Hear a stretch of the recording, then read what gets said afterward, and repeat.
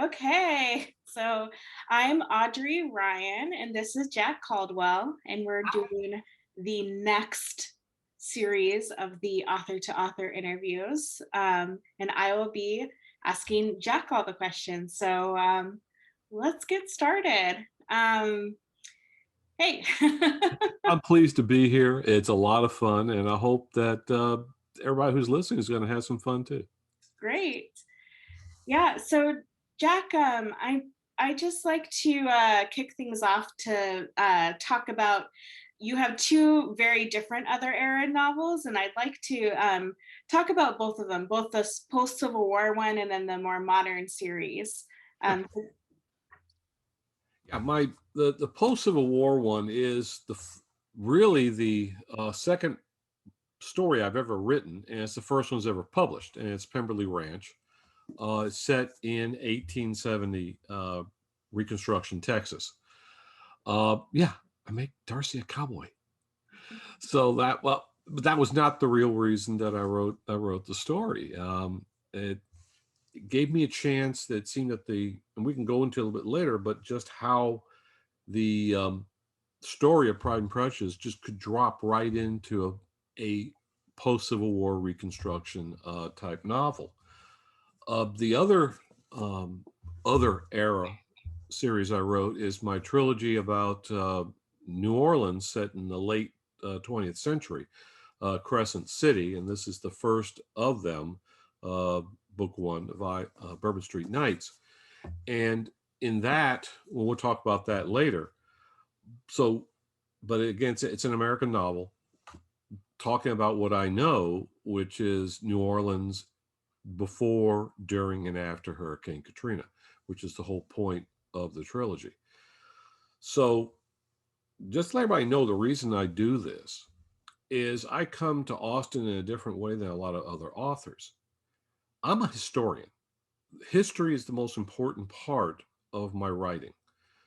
The Austen gives just me a great vehicle to talk about our history. When you say our history, is the great story of why we are the way we are.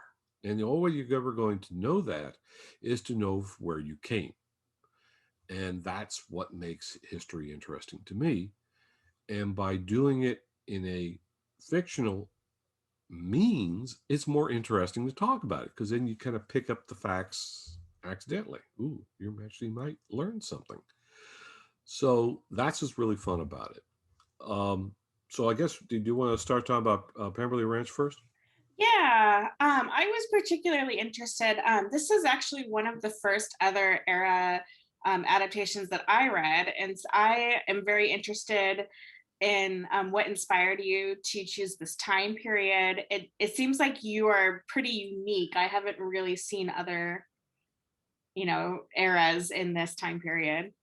There are a couple, but they usually go more kind of a Western sort of thing. Mhm. Uh, the genesis of Pemberley Ranch is when I was writing some stuff on the fan fiction boards, and my wife Barbara is my editor, my muse, my cracking the whip type gal. She's my complete partner in this. But one morning over breakfast, we were watching television. This was set in the around like 15, 20 years ago.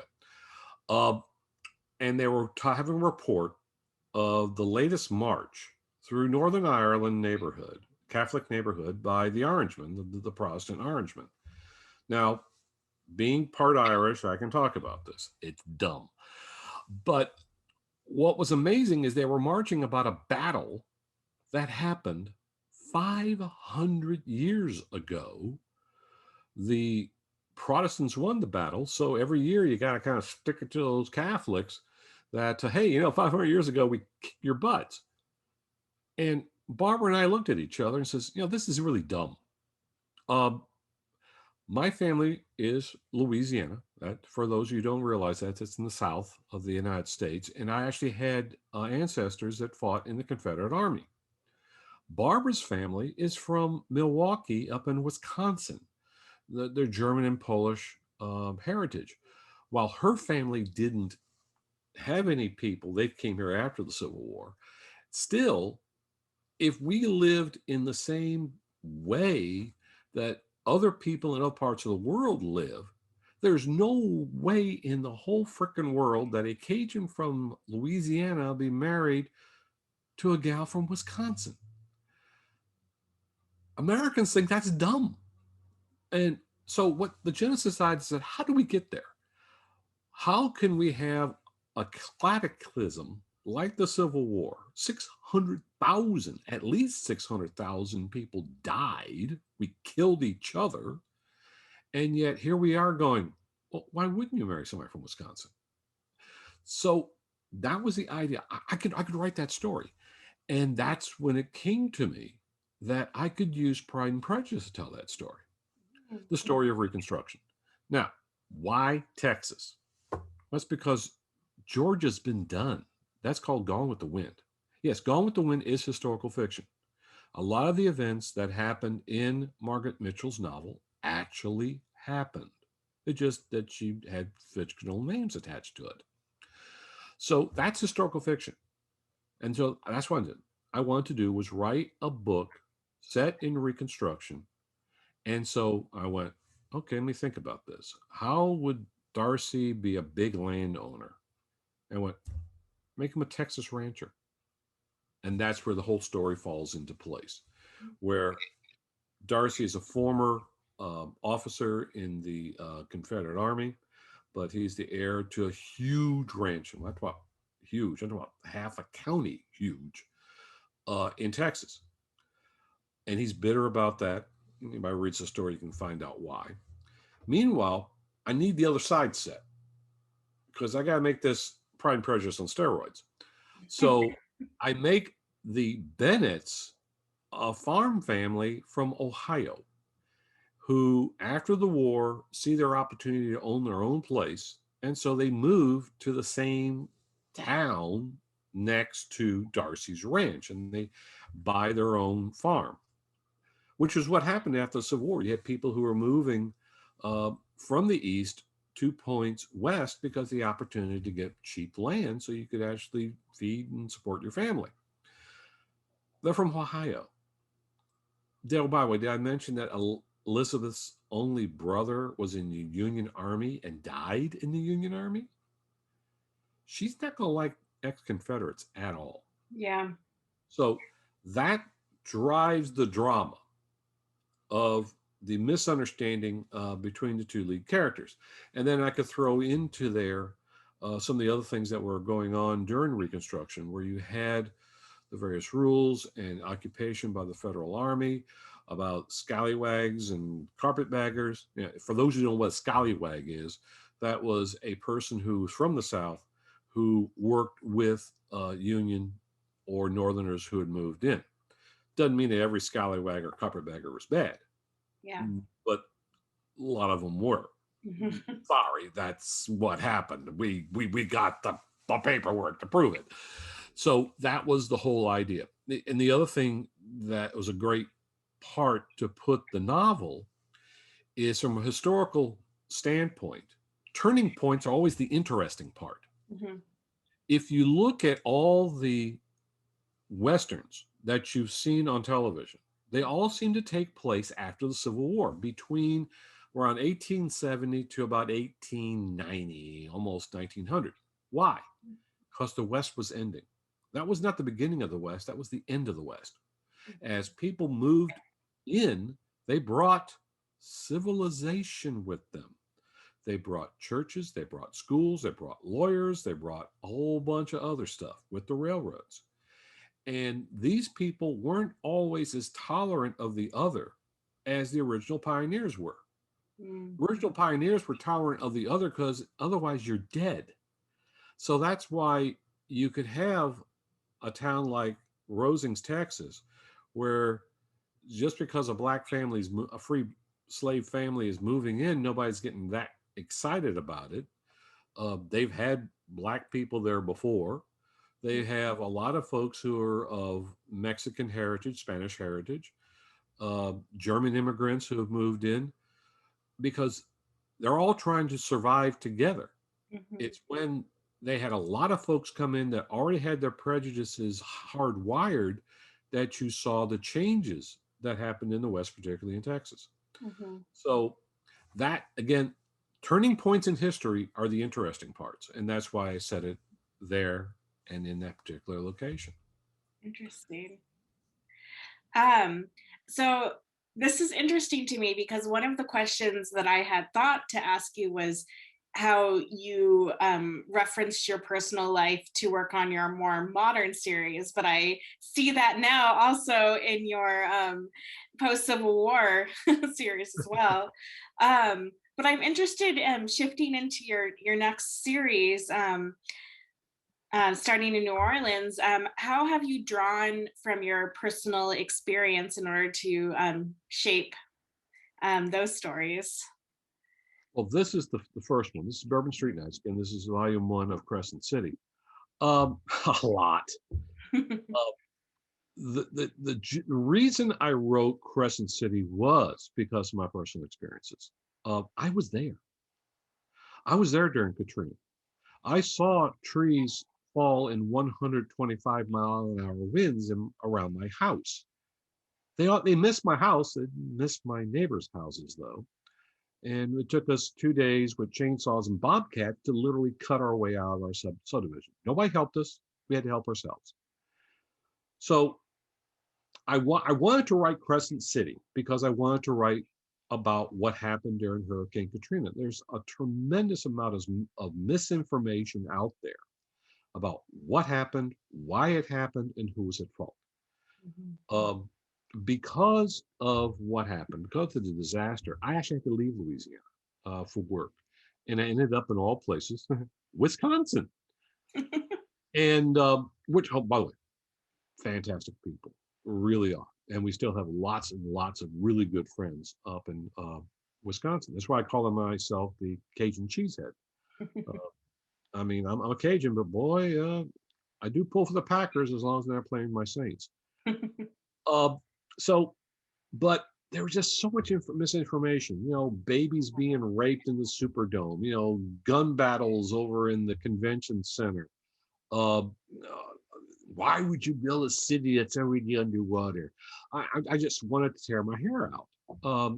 What's the largest bulk port in the country? Everybody in the Midwest who grows anything is going to have their stuff on a barge. We ship down to the port of New Orleans just so you can ship it out someplace. If New Orleans didn't exist, you wouldn't have any farms in the Midwest because it's too expensive to try to ship everything over the mountains. So I said, okay, I got to talk about what really happened. Nobody really understands what happened during Katrina. But I also quickly realized that I could do that. And the people in Louisiana and Mississippi would enjoy it because they go, yeah, somebody's telling what really happened to us down here. The other 48 states would go, huh? Huh? Because they're not invested. They know about New Orleans. Maybe a few of them might know about Biloxi. Other than that, I don't know. So I had to get them to be invested in Louisiana and in the Gulf Coast. So that's the reason that the story begins actually much earlier in 1998. So immediately this immense canvas appeared to me where we were watching the story of three couples, three young women grow, mature, and achieve their dreams just before Hurricane Katrina comes and knock it all down. And by investing yourselves in for two novels in the lives of these people, then you're going to care what happens when the greatest natural disaster in American history happens to them. Mhm. And I was able to put them in various places so that it's natural that you find out what happened at the Superdome. You find out what happened at Tulane Medical Center. You find out what happened on the Mississippi Gulf Coast. You know exactly what happened in all these places because you had characters you cared about were there and saw it with their own eyes. So that's the reason I wrote it the way I did. And yeah, there's a lot of personal experiences in there. If it wasn't me, it was my wife. If it wasn't my wife, it was our friends. I knew people in the National Guard who were in the Superdome. I was a FEMA contractor. I Mhm. saw thousands of people working their butts off 60 hours a week to help people, only to be stymied by stupid bureaucracy that was intentionally set up by the Congress when they created FEMA so that the money doesn't get wasted. So that's why I could write about this stuff, because I was there, and that's why it's all true, and I back it up with facts. So, and it was easy to do it because the stories of Austen fit into the characters I was trying to develop. Pride and Prejudice can go to any time period because it's that boy meets girl, boy loses girl, boy gets girl back. Now, the reason boy loses girl is what makes Pride and Prejudice interesting versus the old story. So that you can plop that into any place, and it was really easy to do that. But I could stretch that over 2 novels. That was really fun. A big Mhm. year difference between Hunsford and everybody getting back together. What was interesting was the other two characters, which is the other two heroines that I think work well in almost any other time period. That's Marianne and Emma. And I'll tell you why. Marianne is an over emotional teenager. Does that sound familiar? We've had overly emotional teenagers forever. Shakespeare wrote about it. It's called Romeo and Juliet. Two dumb kids who end up killing themselves because they were dumb kids. This is a story you can write about this anytime you want. Marianne's fun. You got the triangle of between her and the boy she loves, and got the boy who loves her, but he's a good guy, and so he's not going to torpedo the relationship until it goes to hell on its own. That's fun, and I was able to do that. It was great. Of course, I had to throw in a date rape in there, but this is modern. Uh, the other story is Emma. Good Lord, Emma's fun. Understanding who Emma is. Emma is the queen of all she surveys. She's the most popular gal in the place. She thinks she's clever, so that's why she's trying to match up everybody. But she's too busy for her own personal life because not only she's running everybody else's life, she's taking care of her daddy, and she loves her daddy. And it takes her a while to figure out that, hey, maybe you're not quite as sharp as you think you are. And B, there's been this guy who's been by your side the whole time. Maybe I'll give him a look. The movie Clueless did this perfectly, and that Mhm. was a wonderful adaptation, and it's very, very true to the Emma novel, which gave me the idea how I could work this. But also, I wanted to have some fun with that. So there's some things I add on top of Emma that makes the Emma and the George character in the novel, they almost take over the book Mhm. because I'm able to kind of set them up by the end of the first book. So I go, okay, what happens in the second book? There's a big age difference between Emma and George. Let's explore that. And that's what I do. And because of that, their marriage almost falls apart. And mainly because George is a workaholic who still looks at his wife as much as a child that he has to protect, as well as a woman that he can confide and love. And those things conflicting him almost tear their marriage apart. And so they have to fix that. And because of that, and because of another thing I do with Emma, they're able to pull through that just in the nick of time. When the worst possible thing that could happen, they're separated because of the storm, and they experience personal tragedy uh, because of Hurricane Katrina. And I won't go into it any more than that. Except this is where I have fun with Emma in my book. I make her Jewish, and there's a reason for that. Um, there's part of what makes Emma so interesting is the personal journey she's forced to go on to change her life and understand what it is her real place in the world. Mhm. In Crescent City, I take that as part of that journey is her rediscovering her own faith. her own roots, her own heritage. Mm. And that gives her her base, it gives her her foundation to weather the crises that are going to hit her later on in the novel. So not only is she's finding out that she's not the smartest she thinks she is, she's embracing that heritage. And so there was a lot of fun writing that part of the book. All three of the gals are just really interesting, as well as, of course, Darcy. He's Yeah. Darcy. You gotta have- Everyone loves Darcy, but it is, I mean, I think that adaptations that touch on the other Austen characters are often overshadowed because, people are like Lizzie Darcy, Lizzie Darcy. So it's nice to see a good amount, dedicated to the other characters as well. And I do think it's interesting how you explored the age gap because when you're adapting Austen for modern, almost all of the relationships have a pretty large age gap if you were to, plop them into modern age. Yeah, to a certain extent, you're right. I kind of escaped the age gap with Marianne, and I call him Chris Broke. See, in Crescent City, I had to Cajuanize a lot of the names. So Yeah. Colonel Brandon became Dr. Chris Broke, who's a psychologist. Um, but what I did there was instead of making a big age difference, I made a big maturity difference. Mm. So that kind of covered that little bit of part in the book. So yeah, I embrace the age difference between um, Emma and George because I want to explore that. I want to explore, because there's an awkward thing in the book where George says, I held you as a baby. And that line's always kind of creeped me out. Yeah. But it also made me think, how would we handle this age difference in a modern setting?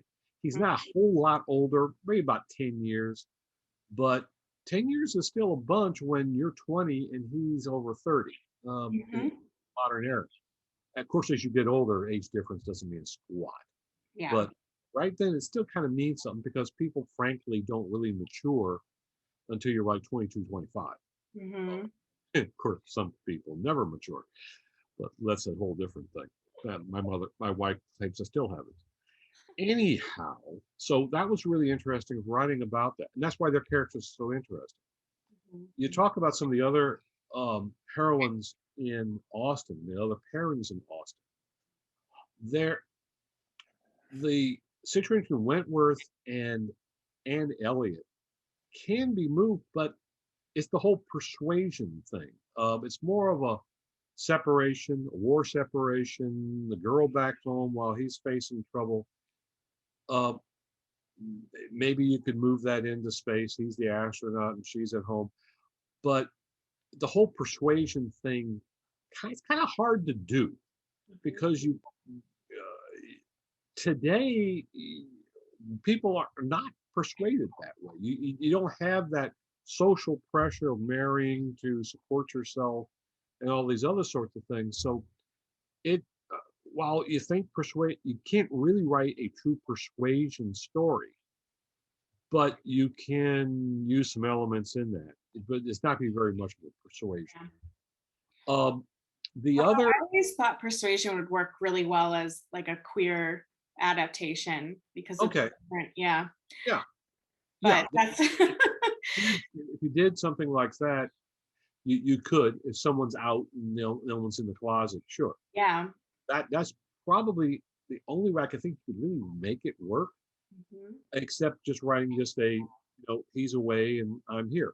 Yeah. Uh, the other heroines, Catherine Morland's a sweet gal, and Tilney's a great guy, but again, without the pressures of General Tilney, again, I can't see it working. I mean, they'll be fun as minor characters in another story, like I did for Crescent City. Yeah. But other than that, I can't do it. Um, Fanny Price is right out because again, don't have societal pressures.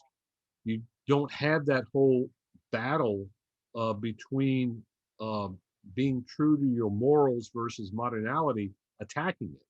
Right now, modernality is winning. If you really want to be frankly honest about it, and people who want to stay true to whatever are being mocked.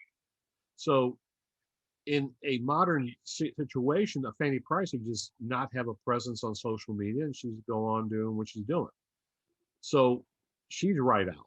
That's a novel of its time, and I don't think it can be changed. You don't want Uh, to write a cousin love story in the modern age? well, in New York, it's not illegal. Oh, I didn't know that. Yeah, you'd be surprised how many states do allow first cousins to marry. New York's one of them, and Louisiana's not. Ha ha ha. I love to bug my friends in New York about that. I think they can't stand it, but it's true. And after all, remember, Eleanor Roosevelt was Franklin Roosevelt's first cousin. Think about it. Interesting. Yeah, well, it's true. It's true. Anyway, so you got that situation. I love Eleanor. I love Eleanor. I'm married to Eleanor. But again, um, you might be able to write a Sense and Sensibility story where uh, she's so busy taking care of her fly-by-night idiot sister that she she she likes um, Edward, but it's a whole.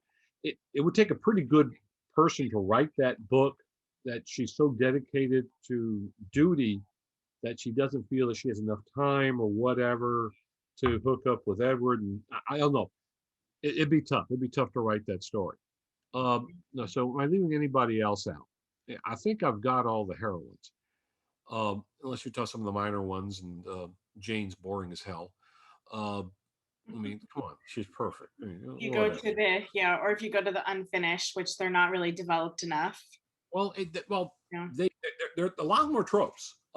Austen had to write certain tropes because she's getting something across. If you look at the reason she wrote Collins the way she did, is she was doing a very slight thing about the clergy in England. Remember, her dad was clergy. Mhm. So that's the reason that a lot of the clergy are written the way they are. She was probably, some people probably recognize themselves between Mr. Eliot and Mr. Collins. It's only Catherine who seemed to have a decent minister as a father. So that's interesting. But Collins was fun. I made Collins a FEMA contractor in Crescent City. He fit it perfectly. He was one of the bureaucrats, That makes and that worked great. So yeah, so that's the issue. I think you can do a lot with Sense and Sensibility. I think you do a lot with Emma, but the other stories, unless like you say about Persuasion, I don't know if it's a modern feeling. So that's kind of tough. But you could take some of them and relocate them a little bit later into, let's say, the United States or into Europe or some other part of the world, and you could still make the stories work. Just that when you get to modernality, the liberation effectively of women that began in the late 1900s into excuse me, the late 1800s into the turn of the century, it, those rules were falling apart. And Mhm. so it'd be very hard because there's a lot of rules that Austen used to drive her plots. Mhm. And those that's what people talk about when they talk about Pemberley Ranch, jumping way back into Pemberley Ranch. Mhm. You could see that a lot of the courtship rituals and everything else existed in the United States in the mid 1800s that you recognize from um, the Regency period in England. And that would continue until around the turn of the century, where uh, you had these courtship rituals and there's rules that you had to follow and getting permission and all these sorts of things that they did exist. It wasn't as tight a formality as you saw in Regency England, but it existed. So, I guess to close, because we have been talking for a little while, This is kind of a fun question that I like to ask anyone who writes any sort of Jaff or Austenesque literature. And it's a little bit different with moderns because you kind of are adhering to a set plot. But is there a favorite trope that you like to read, and what do you like to write? Do they match up or are they different? Well, Um, I'm kind of the trope buster. I've read a lot of Jaff, and some of it is good, and some of it is okay, and some of it is, well, let's not talk about that. But the one that gets me is the trope of the forced marriage scenario, where yes, they're married, but they don't. She doesn't love him, so she's not going to sleep with him until he says he loves her. Horse feathers. There were so many marriages of convenience back then, and one of the jobs of a woman, besides running the household, is children. You needed children to not just become heirs, but to support yourself. True, in a rich family, you don't need the children to go out there and actually support the family, work the fields and everything else. But that thinking is still there. Oh yeah, they do it on the wedding night. Absolutely.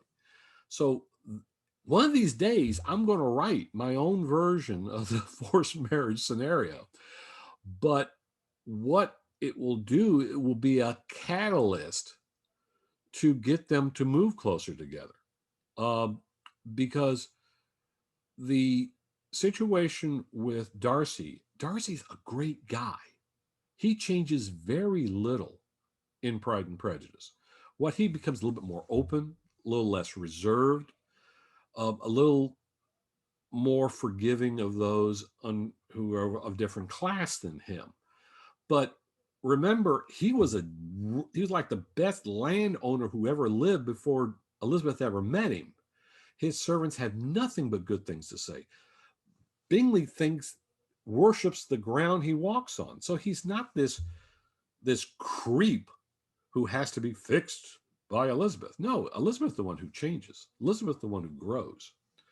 So what I prefer to see is when Darcy and Elizabeth get together relatively early, whether it's romantically or whatever, and they work a problem together because they fit like cogs in a wheel. She makes up for his shortcomings.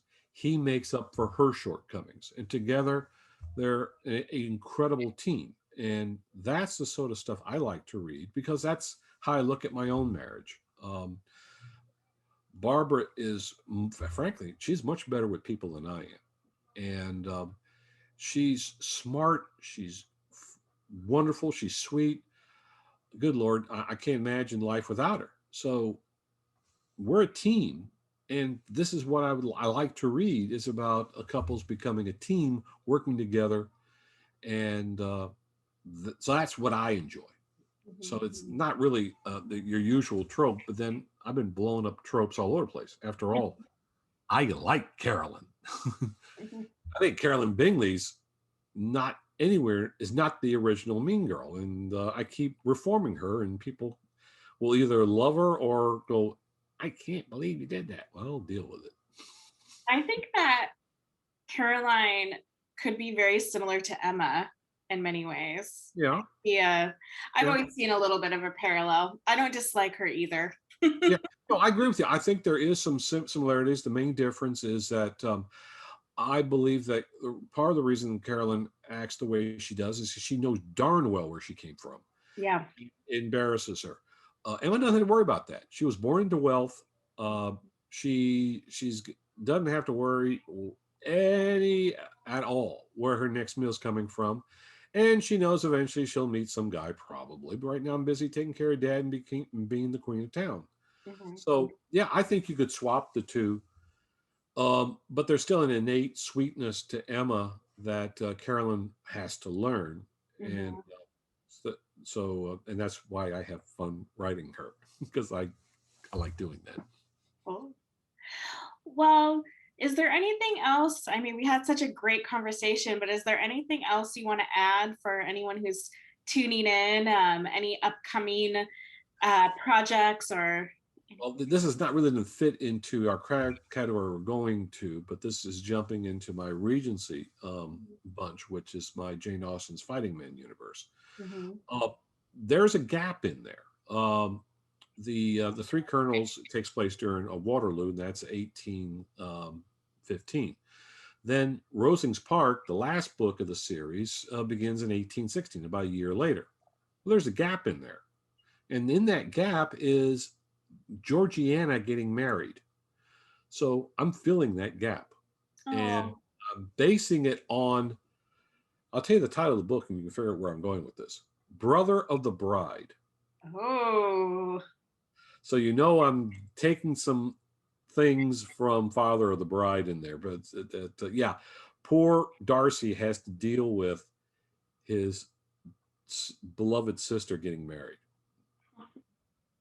and so I had a lot of fun with that. I'm in the midst of writing. I've got about 30,000 words down right now, and that's a good. hopefully I have that out later in the year. So again, it's not really fit into what we're talking about here today, but that's my next piece of work. Well, it's always nice to know what people are working on. So, Well, thank you so much. I appreciate it. I really enjoyed this. I hope people find this interesting. If you do, make a comment down below. yes. And we hope that you'll tune in because you're getting interviewed what next week or coming up? In a couple weeks, Yeah, yeah. that's Bonar. great. We're Yeah. looking forward to that. I want to hear what you've been up to.